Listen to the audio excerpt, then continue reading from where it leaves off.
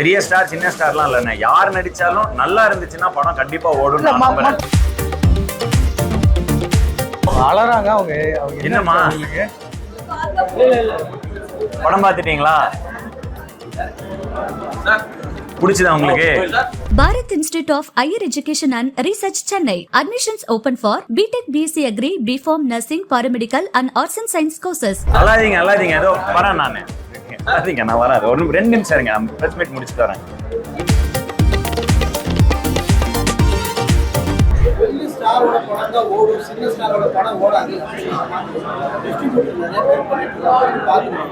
நான் சின்ன ஸ்டார் தான், இந்த படம் ரொம்ப நல்லா ஓடிக்கிட்டு இருக்கு.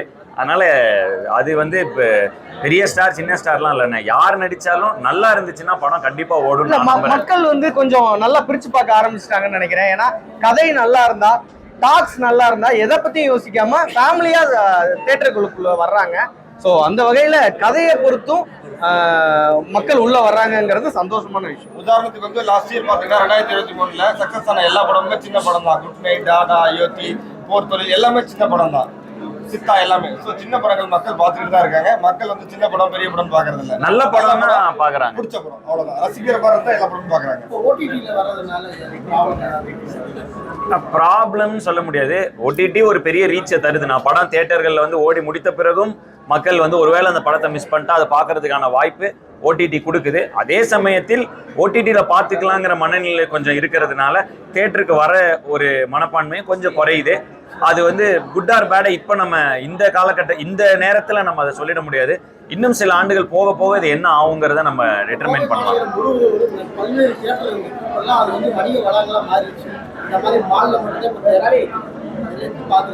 அது வந்து ஒரு கோவை நகரம்னு ஒன்று டெவலப் ஆக ஆக அந்த இன்ஃப்ராஸ்ட்ரக்சர் மாற அதுக்கேற்ற மாதிரி மாறிடும். அப்படிதான் இதை பார்க்குறோம்.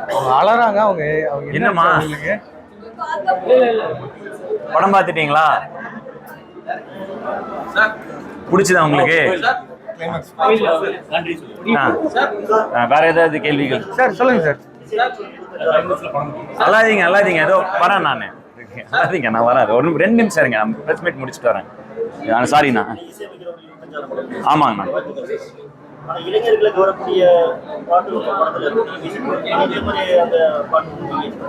இந்த படம் வந்து இது ஒரு குடும்ப விஷயங்கள் சூழலை வச்சு சொல்ற படங்கிறனால அதுக்கு என்ன இசை தேவையோ அந்த இசை இருக்கும். பட் இசை பெரிய வரவேற்பு பெற்றுட்டு இருக்கு. ஸோ எனக்கு தெரிஞ்சது போன ஒவ்வொரு படத்துக்கு ஏற்ற மாதிரி நம்ம இசையமைக்கிறது தான். அப்படிதான் கிளைமேக்ஸ்ல ஒரு பாட்டு தான் வருது, அந்த பாட்டுக்கு தான் ஃபுல் கிளாப்ஸ். அதை நம்ம முன்னாடி ரிலீஸ் பண்ணல, இதுக்கப்புறம் தான் ரிலீஸே பண்ண போறோம்.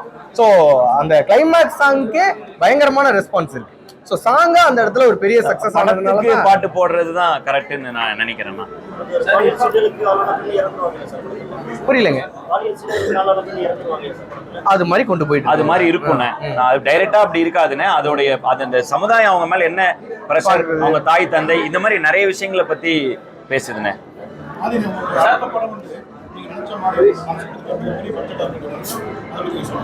அடுத்த படம் வந்து ஆமாண்ணே, நான் இது வரைக்கும் நடிச்சதுல பெரிய படமா அது இருக்குண்ணே. பட் இப்போ வந்து பிடி சார் மட்டுமே நான் வந்து, ஏன்னா இவ்வளோ நல்லா போய்கிட்டு இருக்கு படம், எல்லா தேட்டரும் ஹவுஸ்ஃபுல்லாக போயிட்டு இருக்குங்கிறப்ப நான் வந்து பிடி சார் அது கண்டிப்பாக இன்னொரு தருணத்தில் இங்கே வந்து உங்களுக்காக கண்டிப்பாக அதை பற்றியும் நான் சொல்கிறேன்னே. பட் இப்போ நம்ம வந்து பிடி சார்ங்கிற இதுக்காகனால நான் அந்த மனநிலையில் இருக்கேன்.